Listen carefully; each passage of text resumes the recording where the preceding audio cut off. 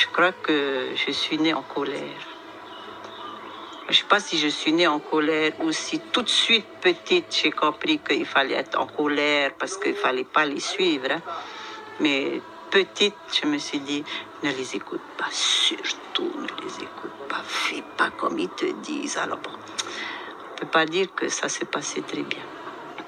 Après, tu as l'évangélisation. Évidemment, tout le monde est chrétien, mais c'était d'une violence, Ils ont tout rasé. On a besoin de mémoire, on n'a pas de mémoire. On n'a aucune mémoire. On n'a même pas la mémoire d'il y a 20 ans. La reine Pomaré IV a régné 50 ans, de 1827 à 1877. On l'a surnommée la reine Victoria des mers du Sud, par référence à la durée du règne de la reine Victoria d'Angleterre. Pomaré IV a été le témoin privilégié à cette époque du conflit religieux puis politique entre l'Angleterre et la France et de la mise en place du protectorat sur Tahiti. Les protestants de Tahiti considèrent l'île de Tahiti comme une chasse gardée. Ils ne veulent pas que des catholiques s'y installent. La reine est alors prise entre les intérêts des missionnaires anglais et ceux des colons français. Le capitaine du Petit Thouars, représentant de la France, imposera à la reine de reconnaître la liberté de circuler, de s'installer et de commercer pour les Français. L'année d'après s'y ajoutera la liberté de pratiquer la religion catholique. Le catholique Jacques-Antoine Morenout, consul de France, convainc les principaux chefs hostiles à la reine de demander un protectorat à la France. Finalement, la reine signera cette demande de protectorat à la France, à contre-cœur. Le protectorat français sera ratifié par le roi Louis-Philippe en 1843. Les attitudes anti-françaises se multiplient, tout est prétexte au déclenchement d'hostilités entre les deux camps. Du Petit Thouars suspend alors le protectorat imposé par la France et proclame l'annexion pure et simple de Tahiti et de ses dépendances. La reine Pomaré est destituée, ses terres sont confisquées. Au bout de 2 ans d'hostilité entre les deux camps, les chefs opposés à la reine et alliés à la France l'emporteront. La reine, comprenant que son opposition à la France serait inutile, accepte le protectorat français. Brua la rétablit dans ses droits de souveraine. Le 9 février 1847, elle est reçue à son retour à Tahiti avec les honneurs d'un chef d'État. Tu sais, dans ces familles-là où il faut absolument s'occidentaliser et tout, et donc moi, ma grand-mère maternelle, elle avait décidé de blanchir sa descendance. Donc voilà, moi je voulais aller remuer des fesses là-bas quand j'entendais le touré, ben non, j'avais pas le droit, moi je faisais de la danse classique, tu comprends. Ma sœur et moi, on a fait du piano classique, enfin, que des trucs qui me rendaient, j'avais l'impression d'être ridicule, je détestais mes parents, je les détestais. Et un jour, dans la bibliothèque de mon papa, parce qu'il avait une bibliothèque extraordinaire, je devais avoir 14 ans peut-être. Je tombe sur le discours sur le colonialisme. Et là, ping! Voilà, et je comprends, tu vois, je remets tout en place là, je comprends qu'est-ce qui nous arrive. Et voilà. Le plus important, c'est de dire ce qui nous est arrivé. Voilà, il nous est arrivé ça. Après, on ne va pas aller faire la guerre, hein, mais il faut qu'on dise les gens sont arrivés. Voilà, il nous est arrivé ça. On a eu l'alcool, on a eu les maladies. Après, il y a eu des histoires d'amour, c'est sûr. Mais qu'on ne vienne pas me dire que quand ces marins arrivent, d'ailleurs, quand le premier Européen arrive ici, il nous tire dessus, hein. C'est quand même le premier contact. Après, on te dit, ah, ils étaient contents, ils se sont précipités. Non, on nous tire dessus. Ça, on ne dit pas. C'est des contacts violents. Mais on va te dire, ah, les femmes, elles se sont jetées dans les couches. Attends, les marins à l'époque, ils ont quoi, 6 mois de navigation? Ils ont le scorbut. Ça veut dire qu'ils ont les gencives qui saignent. Ça veut dire qu'ils ont les dents qui se déchaussent. Ça veut dire, d'ailleurs, on les a appelés les pop-A. Les pop-A, ça veut dire les peaux brûlées. Hein? Aujourd'hui, on dit pop-A, mais c'est pop-A, le vrai. Ça veut dire peau brûlée, ça veut rien dire d'autre. Ils ont la peau qui pèle. Ils ont des barbes jusque-là. Enfin, c'est quand même un pays où les gens sont un peu imberbes à l'origine. Hein? Ils sentent mauvais parce qu'ils ne se baignent pas quand même. Parce qu'à l'époque, en Europe, c'est pas l'hygiène, c'est pas le premier truc. Hein? Voilà, c'est ça la réalité. Ils voudraient que nous faire croire que nos grands-mères se sont précipitées dans leur couche alors qu'ils avaient des mecs là, bien beaux, qui sentaient bon, ils se baignaient 15 fois par jour, ils n'avaient pas de poils. Il faut arrêter. Les pas de carie, il faut arrêter. Après qu'on ait donné des femmes, parce que de tout temps, c'est la meilleure monnaie d'échange, et après qu'il y a eu des histoires d'amour, évidemment. Mais moi, jamais on me fera croire que mes grands-mères se sont prises. Non, c'est pas possible. Il suffit d'avoir du bon sens. Donc déjà là, tu te dis, attends, ils nous ont raconté des conneries pendant toutes ces... Et nous, on a cru. On a besoin de mémoire. On n'a pas de mémoire. On n'a aucune mémoire. On n'a même pas la mémoire d'il y a 20 ans. On n'a pas. Et moi, je suis intimement persuadée que tant qu'on ne va pas avoir la mémoire et traverser l'histoire, on ne va pas s'en sortir.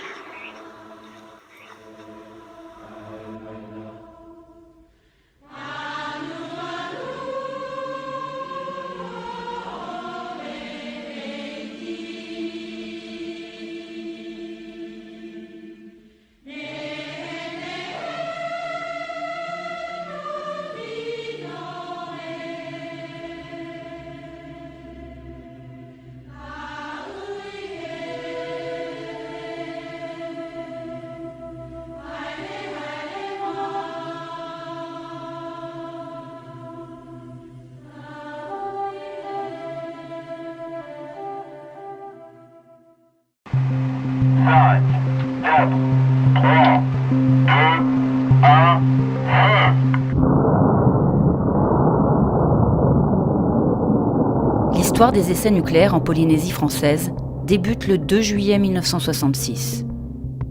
Ce jour-là, l'armée procède au premier des 193 essais tirés pendant 30 ans depuis les atolls de Mururoa et Fangatofa, situés à plus de 15 000 km de la métropole. C'est le général de Gaulle, en pleine course à la dissuasion nucléaire, qui a choisi les archipels du Pacifique pour accueillir cette expérience dévastatrice. Et oui, il est vrai que la Polynésie a bien voulu être le siège de cette grande organisation destinée à donner à la puissance française le caractère de la dissuasion qui doit à tous, dans un monde dangereux, nous assurer la paix. Il y a d'ailleurs, si j'ose dire, des compensations. Entre 1966 et 1974, la France va effectuer 46 essais à l'air libre. Ces explosions sont parmi les plus contaminantes du programme nucléaire français. Ce que ne raconte pas la propagande de l'époque. Tahiti, à l'heure atomique, reste somme toute assez semblable à Tahiti d'hier et de toujours. Un bord de mer de rêve où l'on se baigne perpétuellement au son des guitares. Dans les années 70, la France a procédé à 46 essais nucléaires dans l'atmosphère en Polynésie française. Aujourd'hui, une enquête et un livre basés sur des documents militaires déclassifiés révèlent que la population a été exposée à des doses de radioactivité bien supérieures à celles annoncées officiellement. Selon les auteurs de l'étude, le dernier essai, effectué en 1974, aurait massivement contaminé la population de Tahiti. Cet essai se déroule pas comme prévu parce que le nuage qui est issu de cette explosion, le 17 juillet 1974, n'atteint pas l'altitude suffisante, optimale, celle qui était prévue. Il s'arrête à 5200 mètres. Et pourquoi c'est important ? C'est parce qu'à 5200 mètres, les vents ne poussent pas le nuage vers là où les militaires auraient aimé qu'ils le poussent, à savoir vers les atolls de Tuveya et de Hao, mais vers l'ouest, vers Tahiti. 110 000 personnes, soit la quasi-totalité de la population des archipels, auraient été exposées à la radioactivité, ainsi que les militaires qui participaient aux essais nucléaires. L'enjeu du dossier, c'est bien sûr la reconnaissance des victimes des essais nucléaires. En dehors des militaires, seule une soixantaine de civils polynésiens ont été à ce jour indemnisés. D'après nos calculs, la totalité des 110 000 habitants de Tahiti et des îles voisines ont été exposés à des retombées bien plus importantes que les chiffres retenus par l'État français. La différence est de l'ordre de 40%. Prenons l'exposition à la radioactivité d'un enfant de moins de 2 ans. Les résultats obtenus sont au moins 2 fois supérieurs aux estimations officielles. De fait, toute personne ayant contracté l'une des 23 maladies radio-induites, qui sont reconnues comme une conséquence des essais, pourrait demander réparation à l'État. À ce jour, seulement 63 Polynésiens ont été reconnus comme victimes des essais nucléaires français. Sur les 6 essais que nous avons modélisés, nos estimations des doses de radioactivité reçues par la population sont entre 2 et 10 fois plus élevées que les calculs officiels. Un demi-siècle après les premiers essais atmosphériques dans le Pacifique, les Polynésiens attendent toujours que l'État assume pleinement son héritage toxique. Des milliers de malades, des enfants morts-nés, des enfants handicapés, des familles décimées. J'avais 2 filles qui ont le cancer. J'ai trop peur mes petits-enfants après. Quand est-ce qu'il va arrêter? It's like a genocide. Silently, our people is dying. Il y en a plein qui sont en train de mourir dans des conditions mais ignobles. C'est même plus un symptôme qu'ils ont. On appelle ici des cocktails de maladies radio-induites. On leur disait, on va aller dans nos bunkers, mais toi tu peux aller sous le bananier, ne t'inquiète pas. On les accueillait à coups de couronnes de fleurs et de danse. On disait merci en plus et on chantait à nos enfants de la patrie. On a été empoisonnés dans nos entrailles. On a fait exploser 193 essais nucléaires pour la grandeur de la France. La grandeur de la France, je la vis au quotidien aujourd'hui. C'est ma vie qui a été bouleversée. Près d'un demi-siècle après les premiers essais, la France a mis en place un fonds d'indemnisation pour les personnes présentant une maladie radio-induite. Mais en 10 ans, seulement 506 personnes ont reçu des réparations, essentiellement des militaires. Les autorités ont refusé 2/3 des demandes. Seulement une 60aine de civils auraient été indemnisés. On a créé un système d'indemnisation qui n'indemnise quasiment personne, qui est très administratif et compliqué, et qui finalement est très loin en fait de la vie des gens là-bas, quoi. Doivent se dérouler chez nous. Les essais ont eu lieu en Polynésie. Sur l'ensemble de la Polynésie, nous n'avons que 3 scanners publics. Mais ils sont faux. La ministre de la Mémoire et des Anciens Combattants a indiqué qu'il n'y avait jamais eu de mensonge d'État, et le gouvernement a annoncé qu'il n'y aurait pas d'excuses officielles. Le fait d'assumer, c'est plus fort que de dire pardon. Si c'est un débat qui se politise autour des mots, je le refuserai. L'État va remettre de l'argent et quelques millions d'euros. Quand on fait quelque chose et que les lignes bougent, il faut aussi savoir reconnaître qu'elles bougent. Le silence de l'État a laissé la place à des théories fausses. Nous n'avons rien à cacher. Là, je me dis, ils continuent de se moquer de nous. Bien sûr qu'il y a eu un mensonge d'État. Pour moi, c'est encore nous prendre pour des moins que rien. Il n'y a pas eu plus d'avancées. Au niveau des tirs souterrains, ce sujet n'a jamais été abordé. Les failles sont tellement grandes que les meilleurs ingénieurs français prédisent que dans un avenir immédiat, l'île va s'effondrer et va générer un tsunami. Je ne sais pas si vous vous rendez compte, il y aura des centaines de morts. Mon père a travaillé donc sur les champs de tir. Il est décédé d'un cancer il y a quelques années. Mais au-delà de ça, d'une manière générale, tous les Tahitiens sont pris aux tripes par cette histoire parce que ça nous concerne à peu près tous.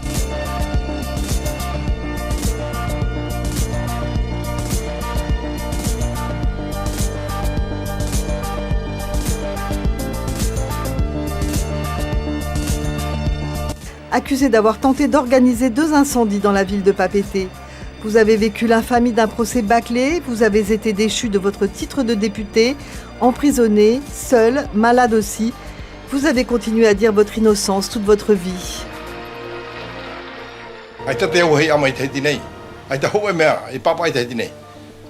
Désormais, les historiens et les politiques savent que l'on voulait vous gommer du paysage à la veille de l'implantation du centre d'expérimentation nucléaire. 193 bombes ont explosé dans votre pays malgré vos mises en garde. La raison d'État vous a fait taire. Et aujourd'hui, 25 octobre 2018, la justice vous innocente. 1959-2018, il aura fallu près de 60 ans pour que la justice française reconnaisse ses torts. Fuvana Aopa est innocenté en ce 25 octobre. Non seulement il n'a pas commandité l'incendie de Papeete, mais il n'a pas non plus bénéficié d'un procès équitable. Cette réhabilitation ne fait que confirmer la stature de l'homme que les Polynésiens appellent depuis toujours le Metua, le chef, le sage.